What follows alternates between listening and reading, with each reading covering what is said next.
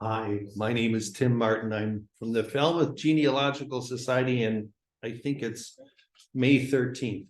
And Bill Cole is here at the Falmouth Public Library to speak to us. I'm not going to give a lot of introduction about Bill. He actually explains himself very well. And and you're free to tell us any, true story that you wish. But it's great to have him here live. And so, Bill, I'm just going to turn this right over to you, and you can begin. You don't necessarily, you have that on. I have this one. Okay, so I'm going to turn this off. Good, because I think I'm live. Okay. Thank you, Tim. All right. Well, hello, everyone in Falmouth, and hello, Zoomers. How are you? All right. Well, today I am here to talk and potentially be controversial. I hope you will forgive me. I'm going to be speaking about a grave mistake, ? The English origins of Thomas Clark. As many of you have heard when I spoke in March, I've recently, in fact, just in the last 2 weeks, unveiled my new book, which is Puritans, Plagues, and Promises. The families Cole, Clarke, and Collier in England to America. And this is one of my, what I consider to be legacy works.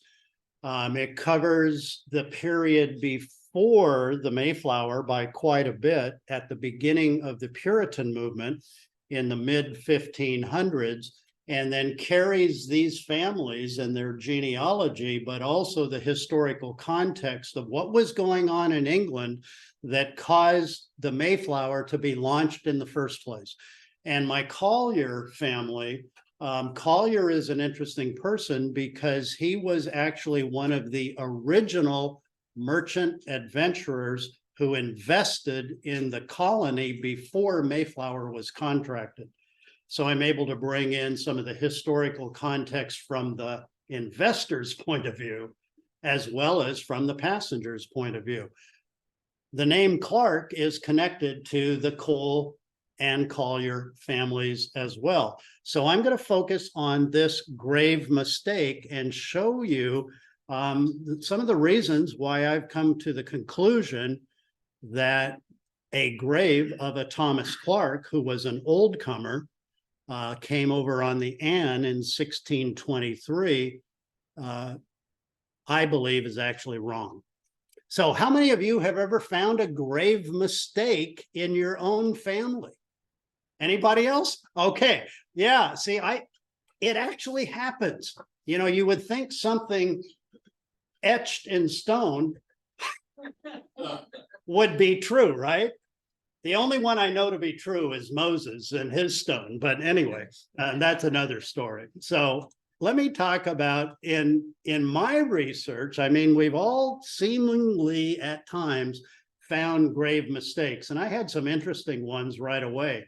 One of my direct ancestors is Eliza Ann Horton, who married in the Carmel, New York area, which is where the Cole family immigrated from Cape Cod into that upper Hudson River Valley area, and were founders of the town of what is now Carmel, New York, in about 1746.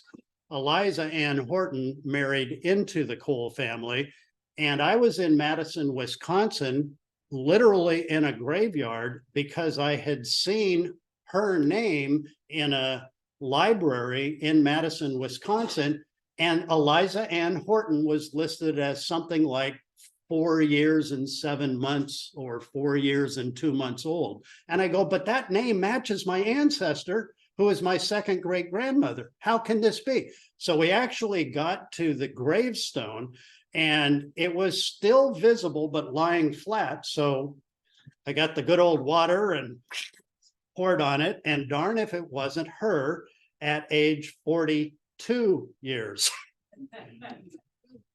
So that made some sense. And I actually had to go back to the cemetery records and convince them that I was right and that they ought to change their records to it. Another one was Lawrence MacLeod, and the MacLeod family married into the Cole family as well. My grandmother was a MacLeod, and her grandfather was Lawrence MacLeod, who was born in 1818 in New Brunswick, Canada. So I'm walking in a cemetery with my Branscombe family in Artesia, California. Had no knowledge anyone else was in that cemetery. And I see another gravestone that said Kizzy Hunter MacLeod gravestone. And I'm going, I think that's the third wife of Lawrence MacLeod. So, but it was Kizzy. And I go, why would the wife be married here? Is her husband perhaps here? So I went to the cemetery office. They actually had a card file. I pulled the card file and it said that Lawrence MacLeod was buried with her, but he wasn't on the stone. And it said he was 8 years and 7 months.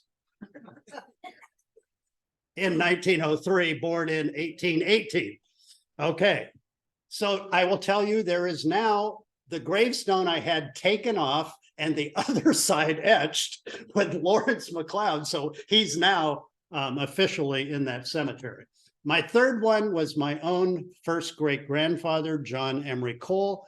In California in the early 1900s, they mandated that death records would be kept by the county. Okay, I'm now applying for the Mayflower because I've located and proven my family up to Stephen and Constant Hopkins.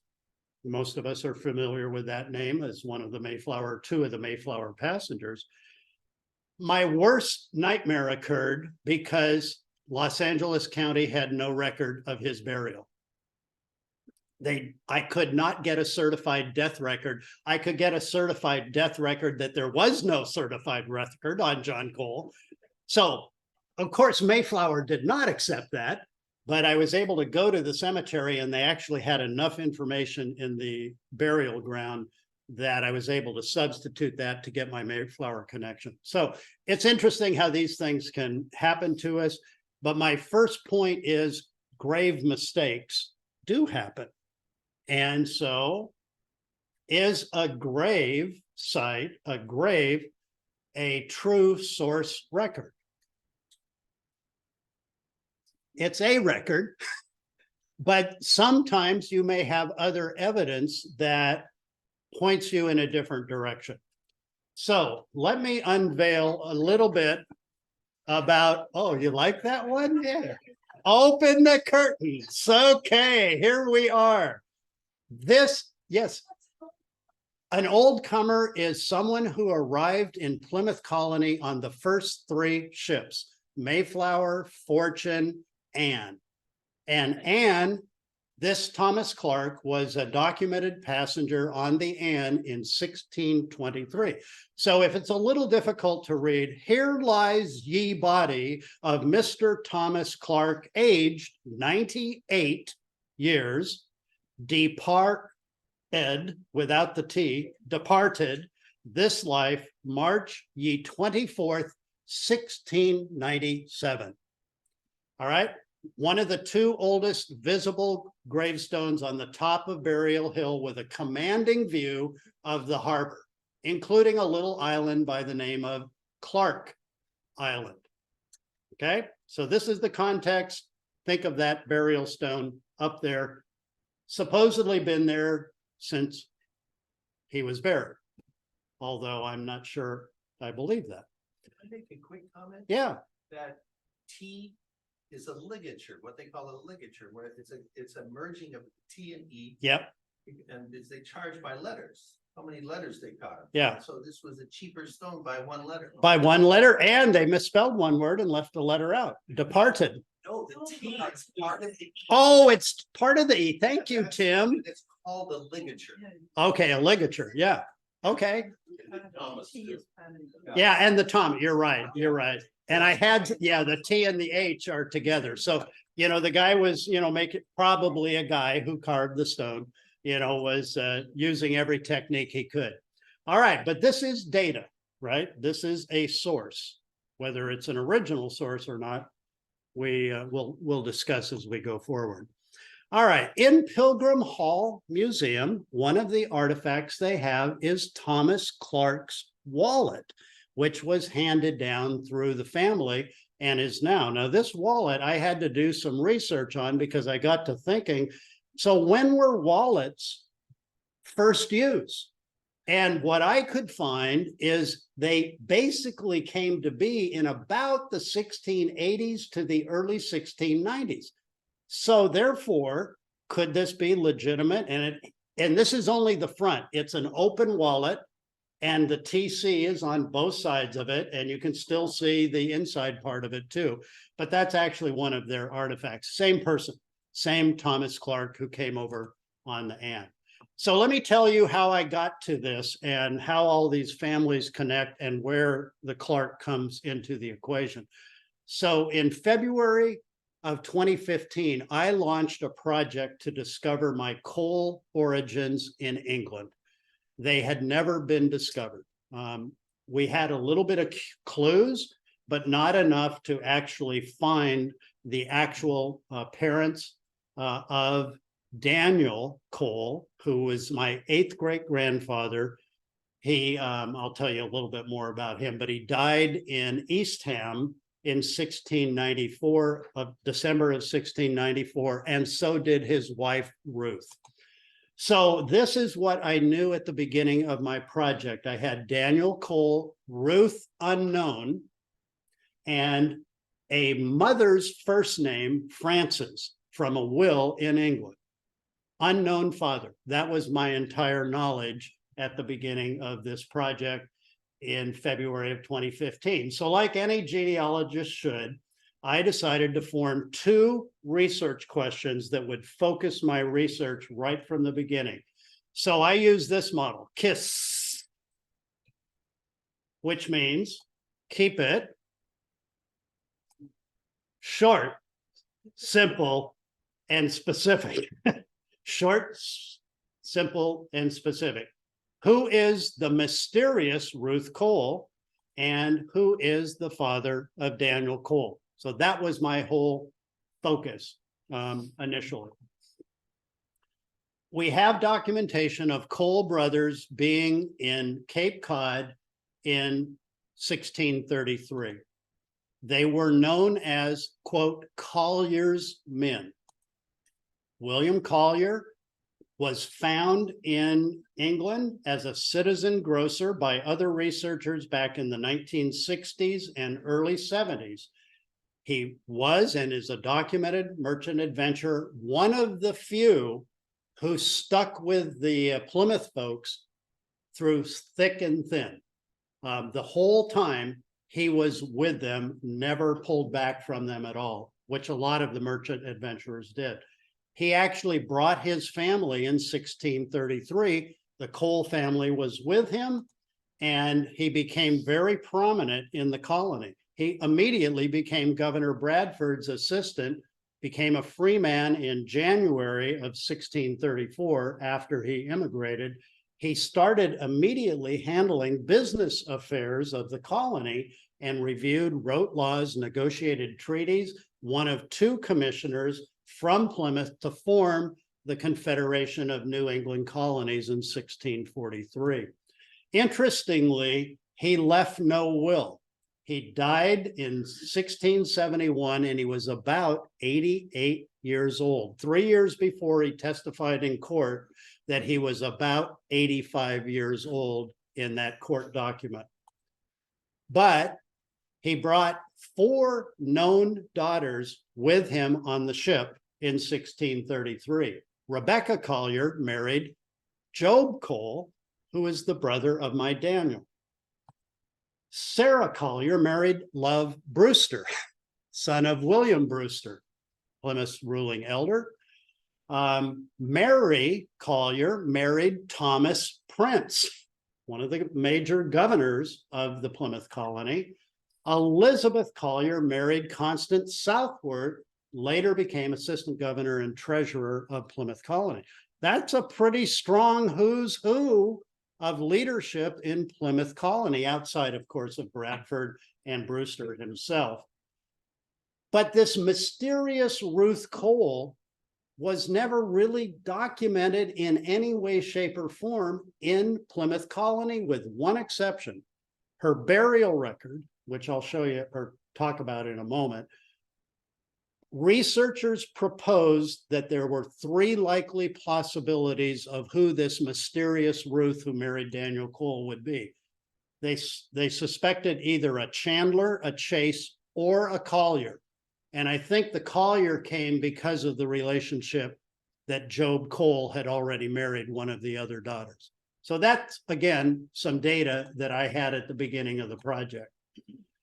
Another brother, John Cole, came over on the ship with the Colliers, and he died. He did not ever get married, had no children. He did leave a will naming his two brothers, Job and Daniel, and no geography, no information about anything in England whatsoever.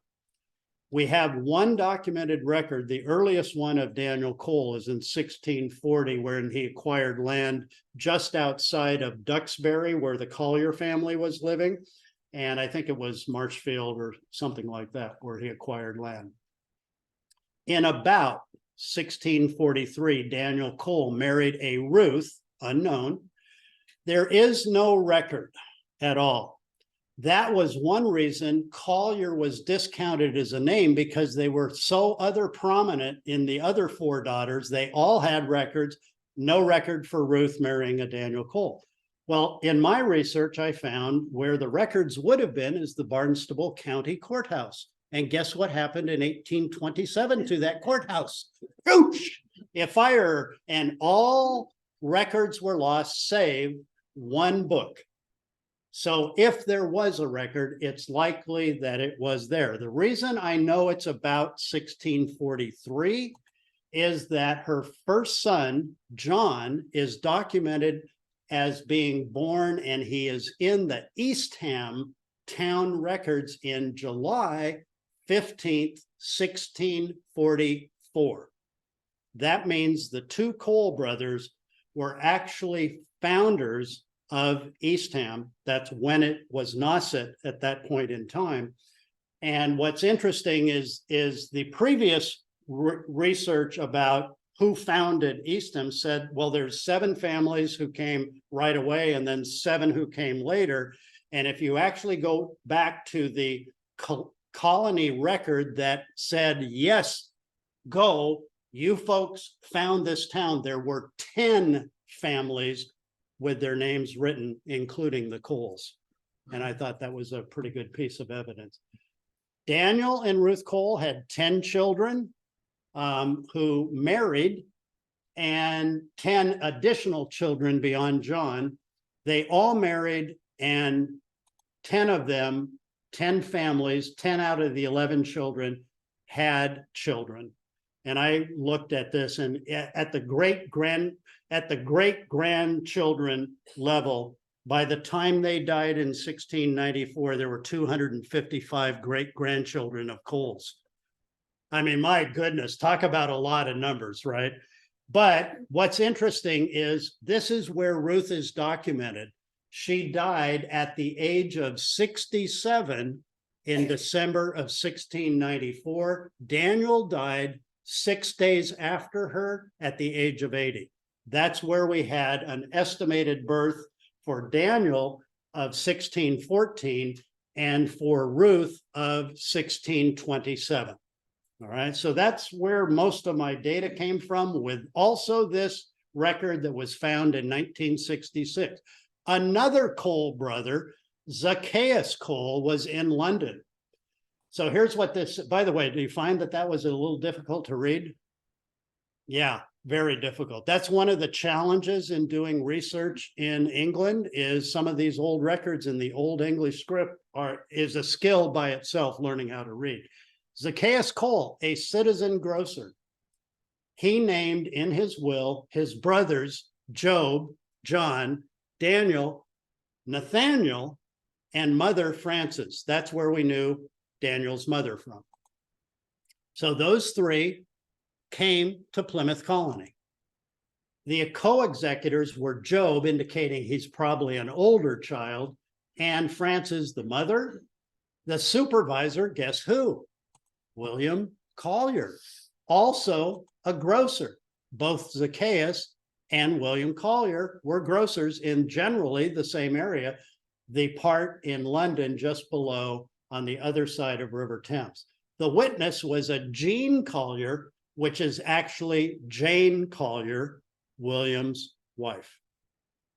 So this shows a very close relationship between the Collier family and the Cole family. What's interesting in the wording of this will is Zacchaeus Cole mentions his loving brothers, Job and Daniel, and he mentions his loving friend, William Collier.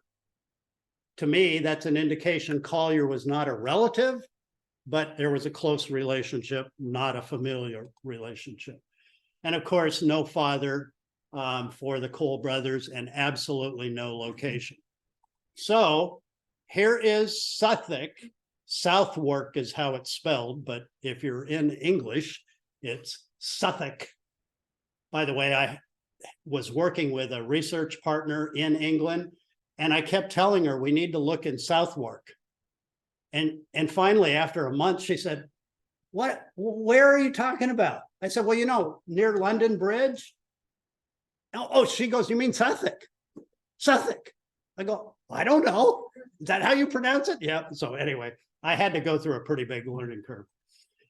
But in No, yes. I realized something terrible. Oh no. I'm not sharing the My screen with them. And they probably want to see this.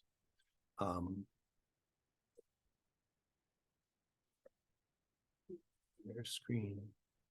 We're going to share the screen. Share. Now we're going to go back. We're going to continue from current slide. Okay, Sorry. now we want to get rid of this. Yeah. I'm sorry. Hide floating controls. Yeah, that's good. And this one.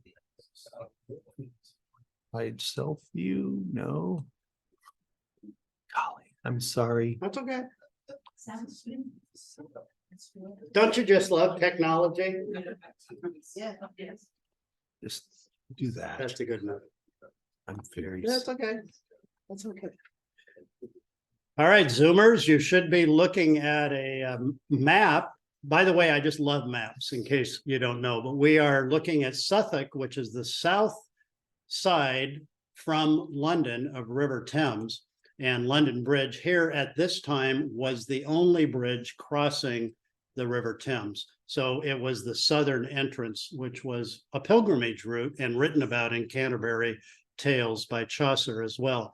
So some research in the mid-70s uncovered in St. Olave's Parish the families of William Collier.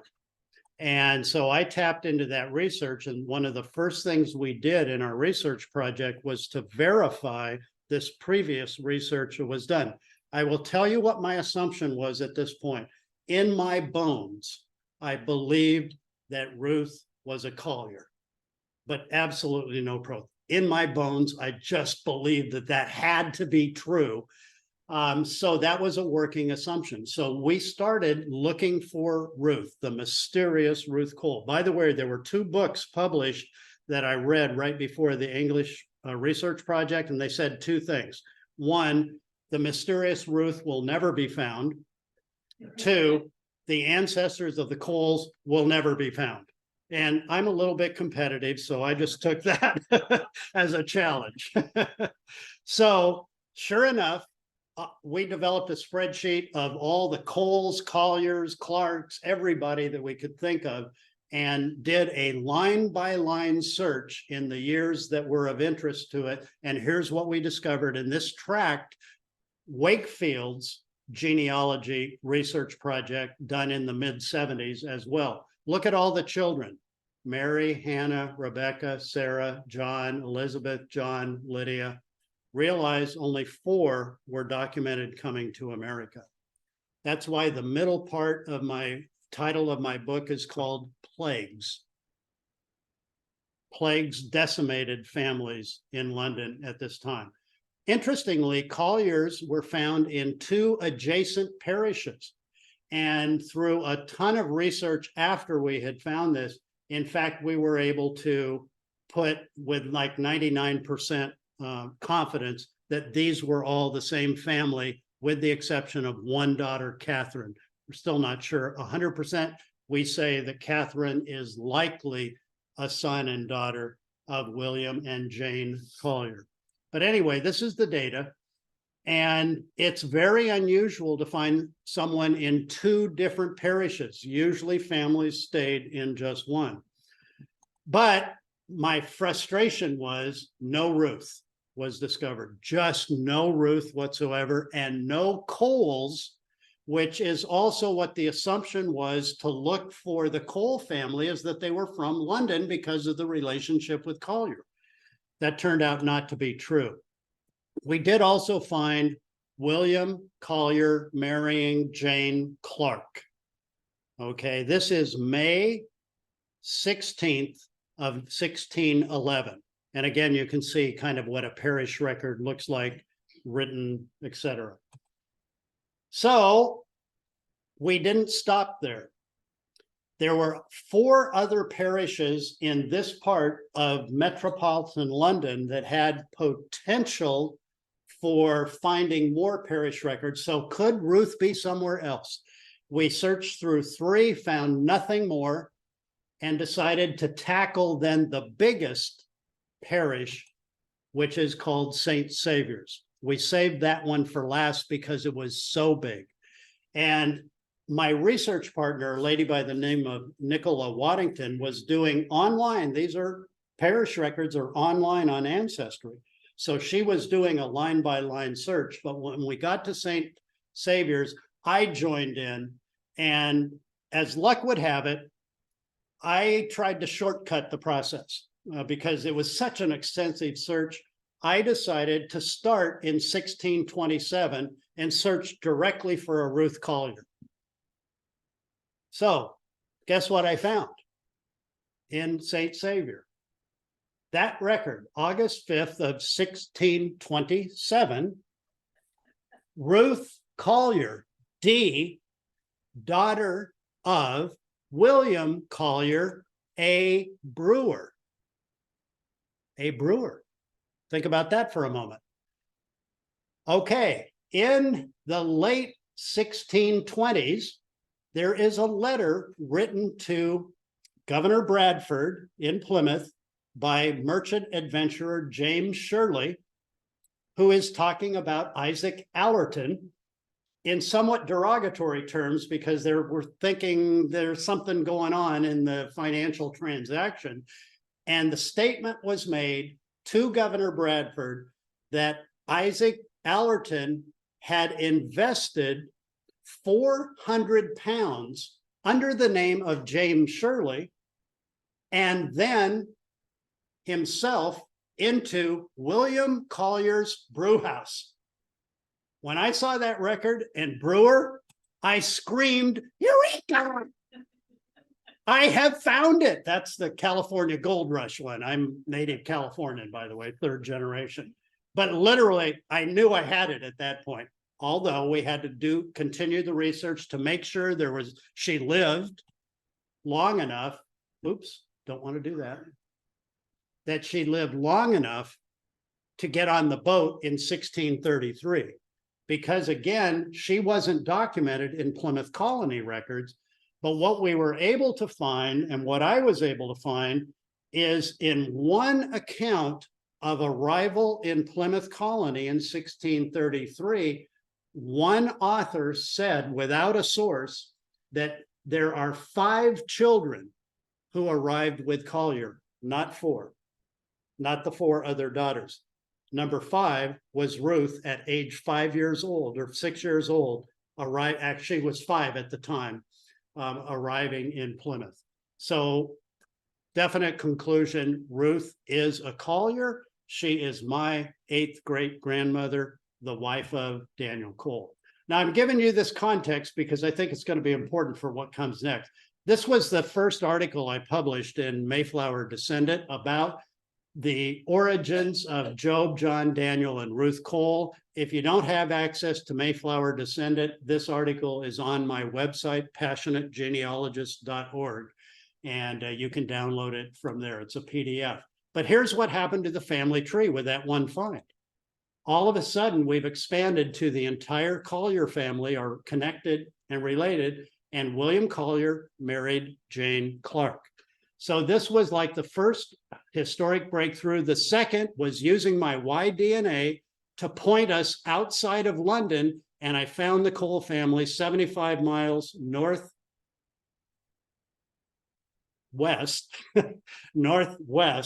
of London, and documented them there. So I published this book this article on Jane Clarke, A Strong Woman, and her English origins. And these were like the 3rd and 4th genealogical breakthroughs. But here was Jane Clarke's prior marriage. This is where it gets really interesting. She married a man by the name of Thomas Clarke in 1603, September of 1603. Interestingly, that was a plague year, and they gained authority from the bishop to marry outside of their parish. And yet it said that both Thomas Clarke and Jane, they actually misinterpreted her name on the marriage record and called her Jane Gates, but I have a burial record that she was Jane Yates.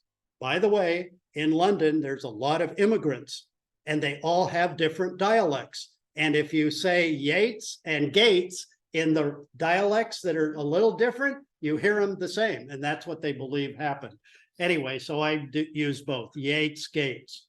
Jane Yates married Thomas Clarke. They had 4 children.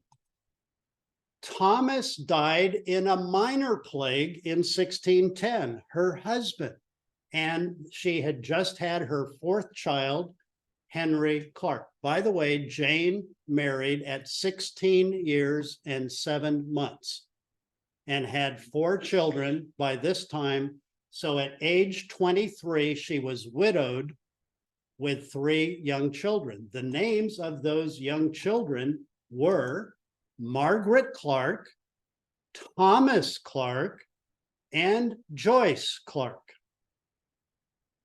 Okay, remember the kid's name in the middle, Thomas Clarke, born 1607. Okay, here we go. Jane was the daughter of Alice, whose husband was Henry Yates, who died in the plague of 1593. Alice Yates married John Arnold, and he died in 1620, actually almost exactly when the Mayflower landed around Provincetown, or anchored at that point. Alice Arnold wrote her will in February of 1626, named her daughter Jane Collier, the now wife of William Collier, and that will was proved in April of 1626. Okay, pretty good evidence on tying those families together that Alice is in fact the mother of Jane Yates. So Alice also had another interesting statement in her will. She named her grandson Thomas Clarke to receive 20 pounds when he reaches the age of 21 years if he can behave himself and take good courses whereby to live. Thomas would be 21 in February of 1628. Okay, so I love that statement, if he can behave himself.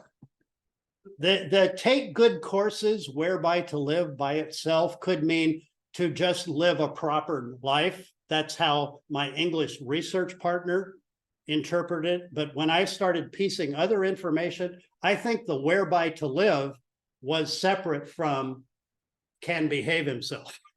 take good courses whereby to live. I think she was being very specific at that point in time. So let's go back to the gravestone. Now, what did I say about when Thomas Clarke was born? The one who's Jane Clarke's son? 1607. And yet the Thomas Clarke on the Anne supposedly was born in, say, 1599/1600. By the way, no one ever found a source to genealogically proof prove that he was connected to those people in England. So what is a grave danger in historical and genealogical research, do you think? What's a grave danger? And my belief is believing something that is not true. If I believe this gravestone is true, I will never look anywhere except 1599, 1600 for Thomas Clarke, which has been happening for over 200 years. So I went back to Burial Hill on this trip, and I found an interesting thing. This totally surprised me. There's another gravestone. This one faces south and is now kind of musted over, and it needs to be cleaned up. But there's one that faces to the east or west somewhere, and it's this. Mr. Thomas Clarke, 1697 is all that one says. It's much smaller, and it's adjacent too. Now, what does that suggest to you? Is this the same? I mean, it's the same person. It's right in on his two sides of the gravestone. So I think this first one was an original stone, and this one was done later. That's what I think. Now, do I have proof of that? No, but am I going to dive in and try to get what gravestone etchings mean in that particular era? You bet. I want to know more about these Y2 gravestones and why is this. So there's something about this gravestone in my mind that just isn't right. In addition to that, if you notice, Thomas Clarke is engraved without the E at the end. Well, he signed his name always with the E. Several records with the E. Now, this is not a huge big deal in because spelling and stuff was very inconsistent, but he did sign his name and his kids knew that. So I think that's at least a consideration to take a look at. Now here, this is the death record written in the Plymouth Colony records of Thomas Clarke. And again, they wrote it with an E in the Plymouth Colony death records. And then there's just something unusual about the 98, which is the years. Now, you know, the TH might be the thing above, but if you look really closely at the 8, there's a bunch of smudges around it. And I wish I could get a really high magnification of the original record, because I've at times interpreted it as 2 zeros on top of each other, which means they could have been added with a 0 underneath it and then 2 to make it an 8. Now I don't have proof on that, but it's a potential. So I'm going to move towards a little bit more proof of why I still believe the gravestone's wrong. But those smudges are worth pursuing a little bit. Okay, here are the facts about Thomas Clarke. He arrived in Plymouth on the Anne in 1623, and he received 1 acre on the Eel River because he was one of the old comers, and he was over, the rule was you had to be a man at least over the age of 16. If Thomas Clarke is Jane Clarke's son, he would have been 16. So he would have, if they even knew how old he was, okay? He ended up marrying Susanna Ring, the daughter of Mary Ring, a widow at the time, before 1631 July. He was granted freeman status in March of 1633. Jane Collier and the 5 daughters arrived at the end of May 1633. So all of a sudden you now have, if in fact Thomas Clarke is the son of Jane Collier, he is reunited, and his first child is documented as being born in 1634. And I actually have some suspicion there might have been children before that. Jane, all of a sudden, has grandchildren born in Plymouth who are the son and daughters of Thomas Clarke and Susanna Clarke at that time. So now we have these 5 daughters in Plymouth Colony, including the ones Mary, and they found the Ruth and Daniel and Job and Rebecca are 2 of the founding families of Eastham at that time. Nauset was the original name, changed names, I think, in 1653. Okay, some more facts. Let's get into the genealogical trail. Governor Prince, his will supplement, 28th of March in 1673, called Thomas Clarke, quote, his brother. Well, Thomas Clarke was the stepbrother of Mary Collier, Thomas Prince's wife. So do brother or brother-in-law often, is that term interchangeable? And the answer is yes, particularly in early record. So if old comer Thomas Clarke was Jane's son, he would be Prince's brother-in-law. And he said, please take care of my wife, who was not, it was his second wife at that time, after Mary died. But there was a close relationship between Prince and Thomas Clarke. And in fact, there was a family relationship between those two, if I'm right. William Collier gave rights to a 10-acre parcel of upland in Duxborough, that's how they called it at that time, to, quote, my kinsman, William Clarke, who was the son of Thomas and Susanna Clarke. Now, kinsman, what would have been the relationship to William? Well, first of all, Thomas would have been his stepson, and in fact, from the age of 3 onward, the only father that Thomas ever knew. He would have been too young to remember his own birth father because he died in the plague of 1610. So with Collier calling William Clarke, son of Thomas, his kinsman, to me, that is another clue, and he's talking about someone who would be a grandson-step relationship, a grandson-step relationship. That definitely qualifies as a kinsman. Thomas Clarke, the one I'm talking about, the one who died in 1697, was one of 4 administrators for William Collier's estate in 1671. The other 3 administrators were Benjamin Bartlett, second husband of Sarah Collier Brewster, the second husband of Sarah, daughter of William. Thomas Prince was also one of the administrators, and Constance. All 3 of those are son-in-laws of William Collier. The other person who was mentioned, and at this point, Thomas Clarke would have been his stepson. So stepson, 3 son-in-laws, that makes a lot of sense to administer an estate of a man like Collier, who was at one point called the wealthiest individual in the colony. So even though he didn't leave a will, he still had an estate. He had given away a lot of his property, including some of his property to Benjamin Bartlett. The other person he mentioned was anything left over, not bequeathed here, is to go to Daniel Cole, my son-in-law. And that's all of the people that were mentioned in that will. More facts about Thomas Clarke. He moved to Boston for a time. He had a second marriage. And in 1664, there was a little bit of dispute with the children of his second wife.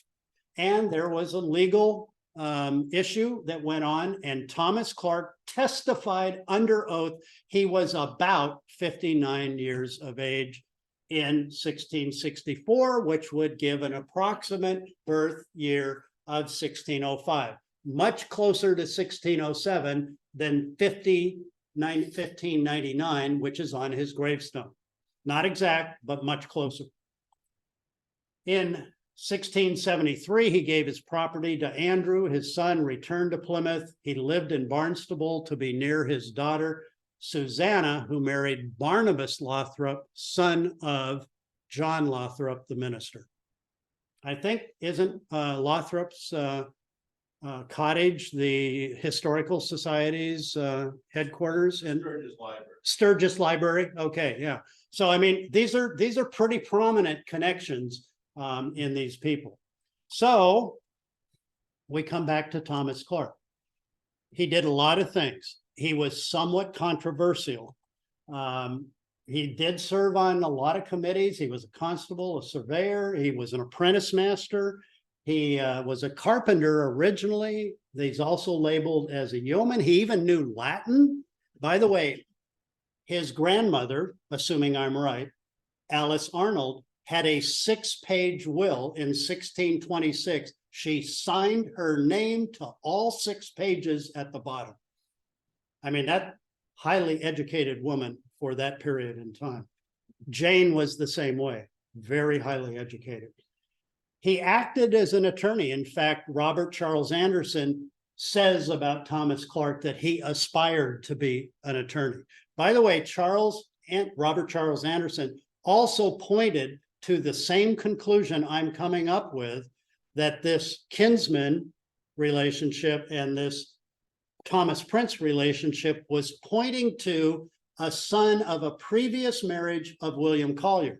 The issue is no one knew about Jane's previous marriage, and that Collier likely married a widow even before the records were found. He had made that hypothesis.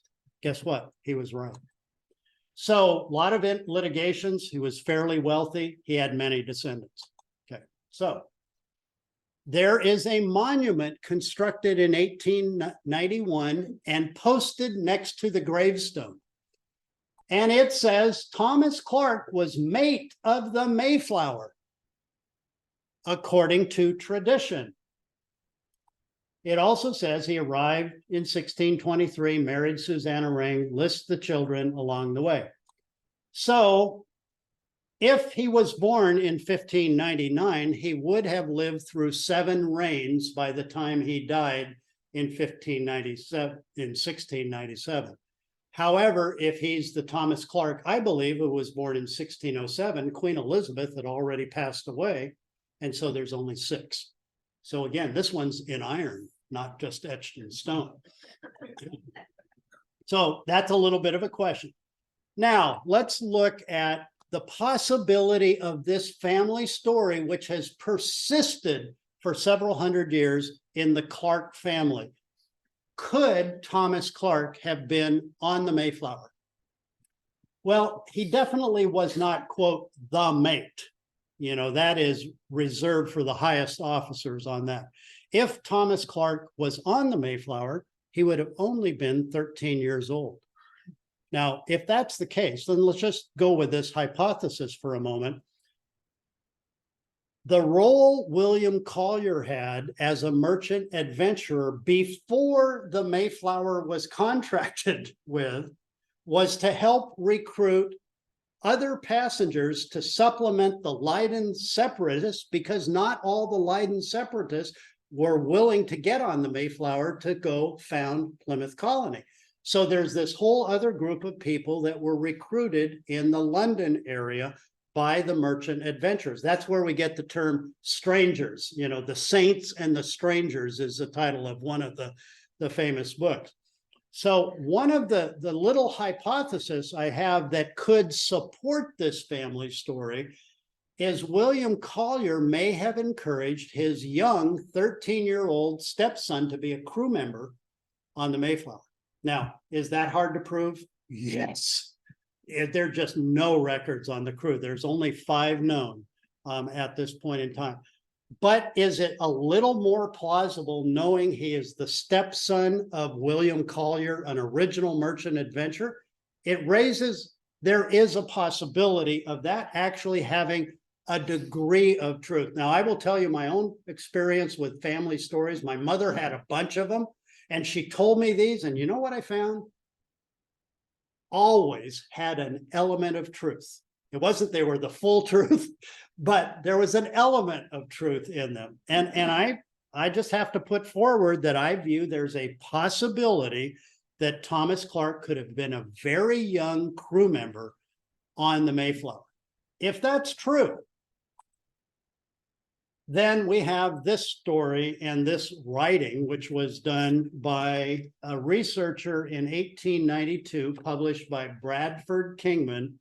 And he goes into quite a bit of detail about this Thomas Clarke. And it says at the beginning here, it is a well-received tradition that this ancient man was mate of the Mayflower and the one who first landed on the island in Plymouth Harbor, which bears his name. Little is known of the life and circumstances of the mate of the Mayflower. His name is not among the signers of the original compact. If he was 13 years old, that's for sure. And not mentioned among the first settlers. It may be therefore conjectured that he was considered merely as an officer of the ship and that he returned to England in her with Captain Jones and received and subsequently came over on the Anne in 1623. I believe that is a possible scenario at this point in time because of how the story has been passed down. Now, here's another little interesting fact.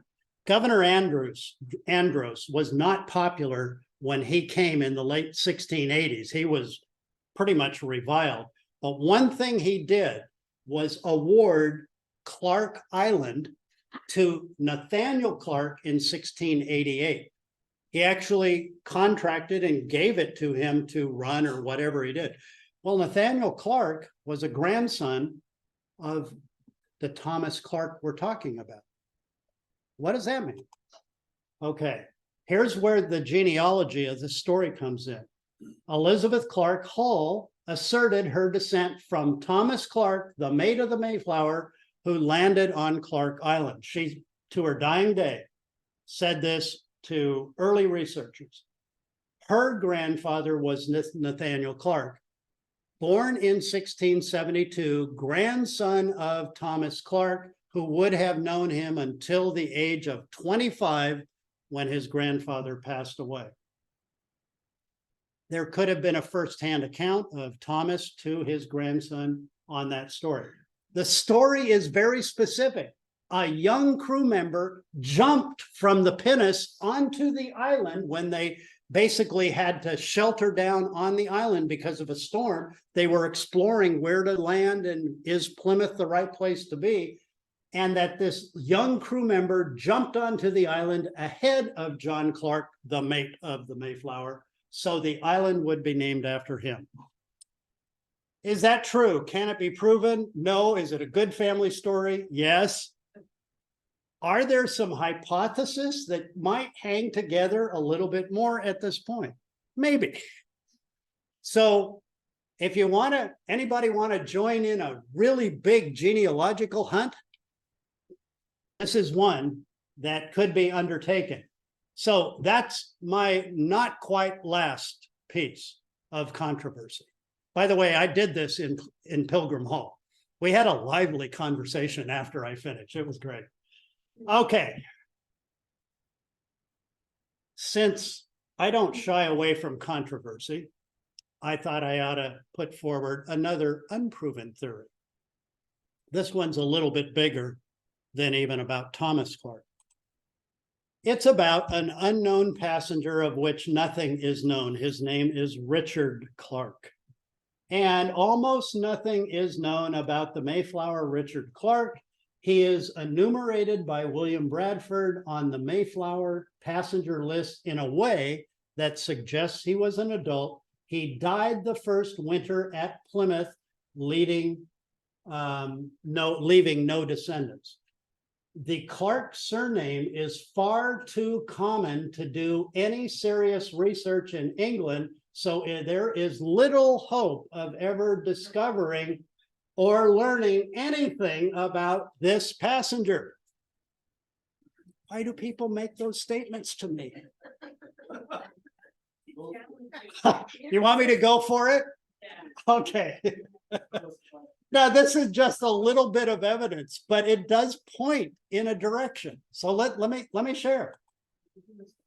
So in Thomas Clarke, the father of the Thomas Clarke on the Anne, his father, Thomas, named his mother Margaret, and Thomas Clarke, the father, gave his Bible to his brother in 1610. Guess what his brother's name was? Richard Clarke, who was Jane Clarke's brother-in-law, the wife of William Collier, who was an original merchant adventurer. And the following year, she married William Clarke. 9 years later, he's involved in recruiting passengers onto the Mayflower. The name matches. There's really very little else. I have embarked upon trying to sort through Clarks in England that could be possible, but that's a massive research project. So if anybody gets really interested into something like this, of an unknown Mayflower passenger, nothing is known and will probably never be found, I got the challenge for you. So that's my story.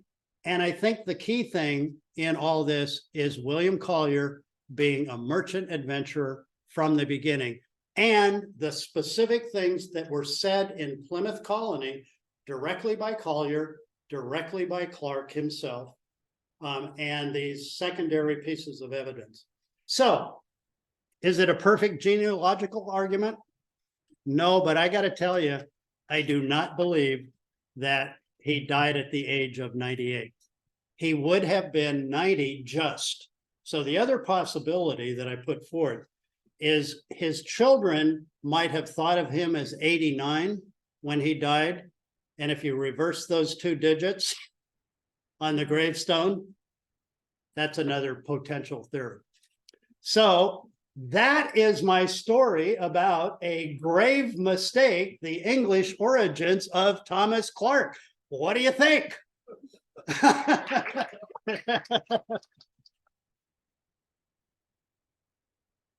It'd be interesting to find out that that might in fact be true. So here's the end result of the research project so far.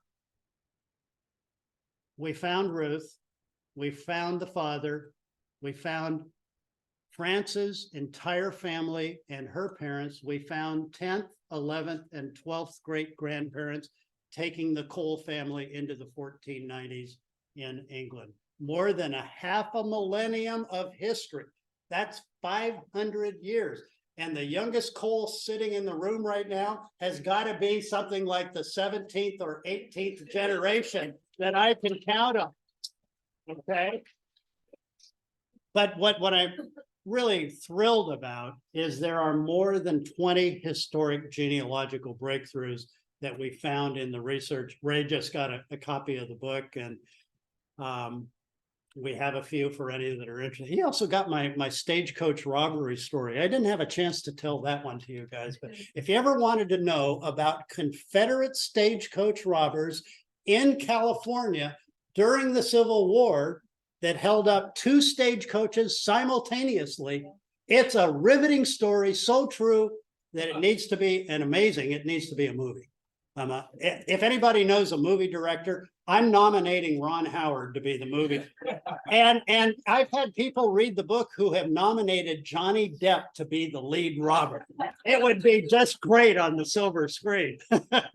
So anyway, you know, we've accomplished a lot. I will tell you, we're still in phase 18A of the research. And the other encouragement I'd like to give you, I said we started in February of 2015. After 1 month, I hit my first brick wall. And I literally couldn't go on the coals any farther. And yet, the guy was honest with me because he was a professional genealogist in one of the counties in England. And I gave him the one lead that I had. And he just said, there's nothing here. I'm as far as I can go. I can't help you. I said, well, thanks for your candor. Is there anyone else you might know that could help me? And he said, well, if anyone can help you, her name is Nicola. And I said, well, could I have Nicola's email? And he gave it to me. So I sent an email to Nicola. And I said, here I am. I'm a genealogist. Here's my project I'm working on. I'm looking for someone to help me, along the way. And the first thing she said, emailed me back and said, I don't think I can help you. I'm not a genealogist. I'm an archivist. And I thought to myself, I'm a genealogist, but I don't know anything about England's records. And if I had somebody like a partner who knew the records and knew where to point me, then I could kind of fill in what we turned into. Just that we agreed to do one phase, and it was so good synergistically that we just have kept going for 8 years and 4 months beyond that, and we're already in phase 18A. So anyway, it's been quite a journey to pursue this. But the one thing is, if you look at how little I had at the beginning and where we've ended up, what a thrill. What a thrill. And, Puritan Plagues and Promises is really the story. I stopped the book when they are 2 weeks away from arriving in Plymouth. So I haven't even got to the part of what happens on Cape Cod yet, but I intend to pursue that a little bit more. So let me open it up to questions or comments or anything you'd like to say. Anyone? Yeah, let's go first. Deb? You said you're in the 18th phase. What does that mean? Well, my recommendation to people doing research with partners, with people they may not have a really extensive relationship, is to do it defined. Like the first 2 questions were the defined part. That was phase 1. Now it actually took us to phase 4 to get both of those answers. But we did it, and we defined that here was phase 1, the kind of records, an estimate of what the costs might be. And then we went on a defined phase. And I recommend, even if you're working with a cousin, remotely, do the same kind of thing. Define what the phase is, because if it's not working, it's easier to say, okay, well, we've done what we could and time to move on. So we've moved on, but just together. Yes. I have a question about, you mentioned John Clarke. Yeah. Wasn't able, without the E, but no relation to Thomas at all. None. You follow that up. None. Yeah, no relation. Even though he was from an adjacent town to Southwark, there is no genealogical evidence of any connection between Jane Clarke's family, who married Thomas Clarke, and this John Clarke at all. He was a part owner of the ship Mayflower. And so he was really kind of a different person anyway. So, but yes, I did look at that thinking, could that be, and have found no evidence to that fact. Yes, sir. My wife has an ancestor in Swansea, Massachusetts, named Hugh Cole. Yeah. Ever run into him? I've run into the name. I don't believe he is with my set of the Cole family. There are 2 other major Cole groups, or 3 that I'm aware of. There is James Cole, who is the one that Coles Hill in Plymouth was named. He is not related to my family.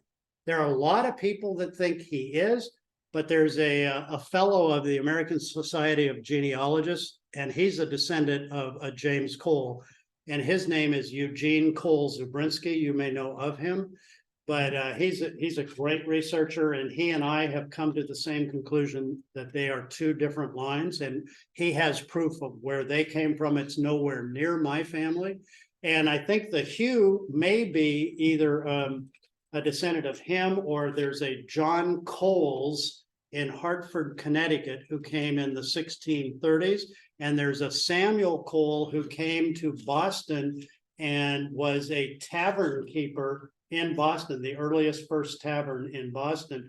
and he's not. Although there does appear to be some DNA connection distant between me and some descendants of the Samuel Cole, but I can't put them all together yet.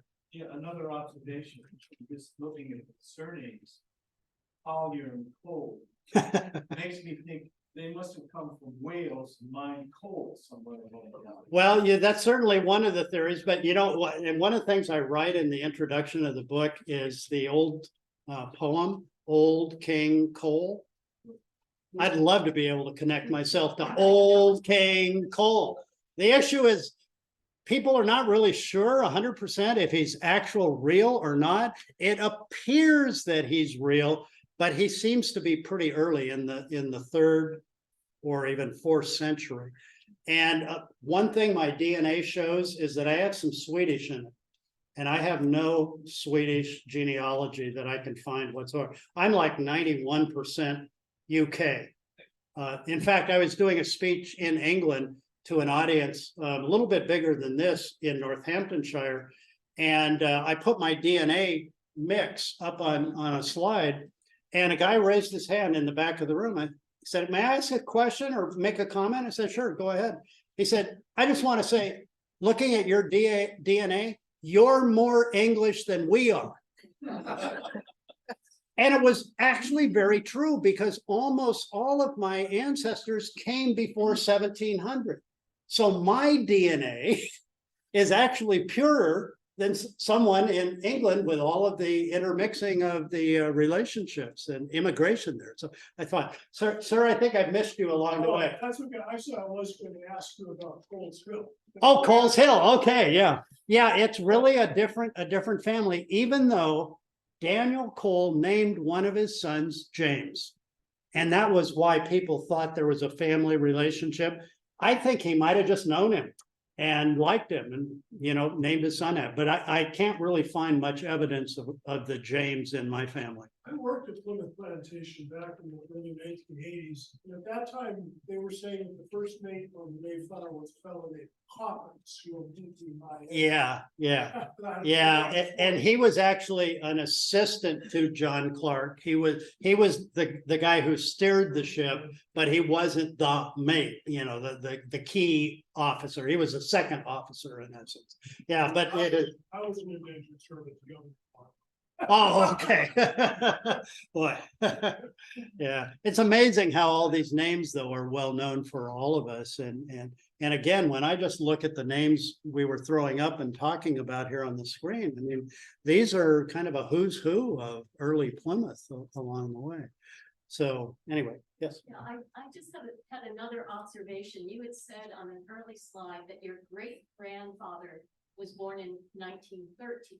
No, he died in Oh, he 1913. died. Okay, Yeah. that was the So confusion. I was born on my grandfather Cole's 78th birthday. Okay, and so the neat thing about being born on your grandfather's birthday is you had a family reunion every year to celebrate his birthday. And of course, now I'm also got my birthday, so we had 2 birthday cakes, and I got to know everybody. And then I got interested in genealogy, so everybody started giving me their stuff. So just ask my wife about how much stuff I had in the closet that she's worried about. And what are we going to do with all the stuff? But anyway, it's priceless information to me. All right, Tim. So you said you took the Y DNA test. How many Y DNA males fell into your Cole group? Well, one of them's in the room right here. And how many total are there that Yeah, have been found to be in your group? my group. Okay.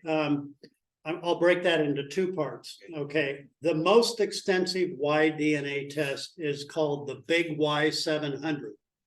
All right, which is an incredibly robust thing. Jim Cole, who is in the back here. Jim, raise your hand so everybody knows.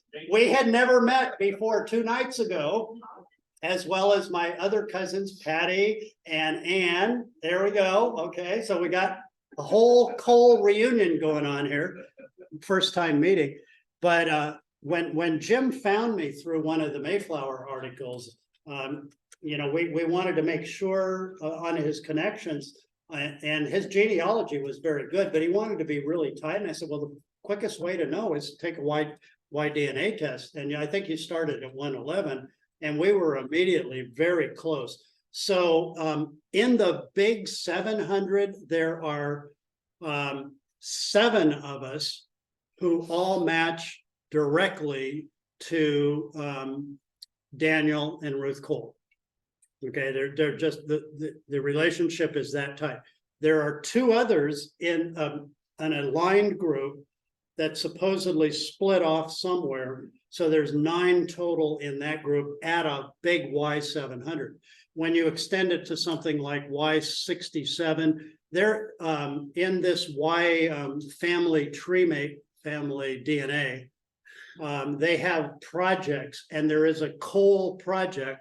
So anyone with their Y DNA can be put into that Cole project. And we must have, would you say 20, 25 names like that, including an Adrian Bradshaw, Y DNA, and another one, Foreman, I think, some name that is not a Cole as well. And I've actually corresponded with that person, and we think we might find a link.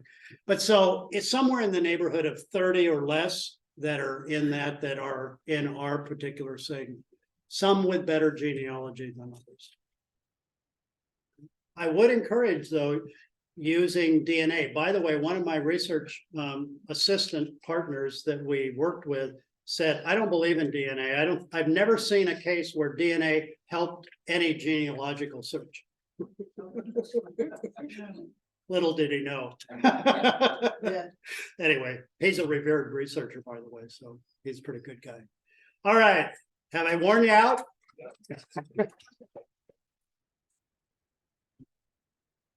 So let me just make one closing comment about Bill and the kind of level of stuff that he's brought us. So, we have a genealogy help desk, and some of the people in this room help every Tuesday at this, and we'll have people that come for like Mayflower applications, assistance on that or something, and then they might come, and they might try to dispute something that's in those earlier generations, and basically our position has been, oh, well, that is such a highly researched kind of, everybody's looked at that so many times. And I suggest you just go to the silver books, and what's in the silver books is just accept that as gospel, And so the game that Bill is playing is questioning and working on, and building out material that we don't even think about. So, but it's an encouragement to know that you've actually made progress, and really significant progress with, and so it's not, so what I'm learning is it's not a dead area at all. If you have the tenacity and the skills together, that it can be very productive to work in that area. And it's nice to meet Bill. Yeah. The battle cry to remember is there's another record out there somewhere. Just keep thinking like that. There's gotta be another record somewhere. And yeah, eventually will you hit maybe the final brick wall? Yeah, but maybe you'll find another one that you hadn't thought of before. So yeah, I do believe what we've been able to accomplish, and believe me, it's been a true partnership between this Nicola I mentioned. By the way, if any of you really want to get into searching your own roots in England, she's as good as it gets. She's as different from me as night and day. I mean, she came to Plymouth and actually flew into Boston, and we did a series on Cape Cod in 2019 before COVID. She'd never flown across the pond, scared her to death. And when we got here, she confessed. She said, I didn't know people in America ate at any restaurants besides McDonald's. I mean, that was her honest.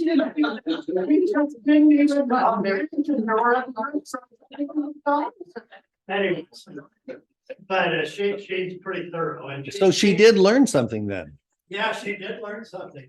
But my point is, I have some of the cards and, you know, she inquires, but she's really solid and really good. But the thing is, you have to stay engaged in a genealogical pursuit. You can't just hand it over to someone who doesn't care about it. And what happened over the first few phases was Nicola became as interested in what happened in early America and early Plymouth. She today, I would stack up against any American genealogist researcher about her knowledge of Plymouth colony. She is really knowledgeable, just based on, you know, all of the work we've done together. She's really good. So highest recommendation for her. So let me tell you what's next for us, like next month is our annual meeting, by the way.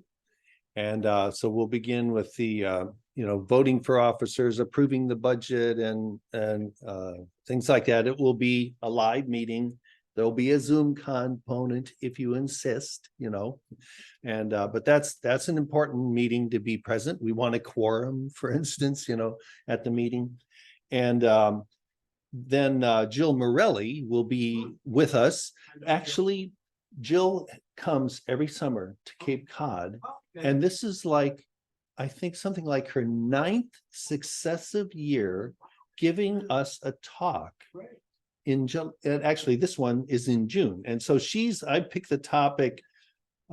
Here's the topic from Jill. She's named it Rootless, a retrospective look at America's fascination with its ancestry. And so what she looks at is essentially the history of genealogy, how it was approached, 100 years ago and so forth. And she makes some projections about what the future might be like. So it's kind of like a historical overview of genealogy. I thought it would be great to hear from her on that. So I'll just mention that one. That's next month, annual meeting. Please come. And thanks for coming this time. Anyone interested in my books, I've got them over there. My lovely wife, say hi to her, Christy. 50 years of marriage this year.